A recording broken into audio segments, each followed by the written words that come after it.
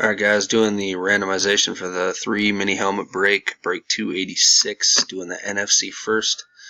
Dice roll 5 or greater. I got Dane Austin on top, Dane Austin on the bottom, 5 or, and then I got Cardinals on top, Skins on the bottom, 5 or greater. 3, re-roll, 6. Good luck guys. Last round. Got the Bucks on top, Saints on the bottom. Alright guys, back with the AFC teams on break 286. Dice roll 5 or greater. Got 11. Got Baltimore Ravens on top, Titans on the bottom. Good luck.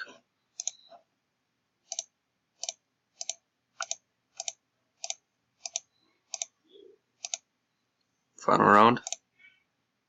Patriots on top, Pittsburgh Steelers on the bottom.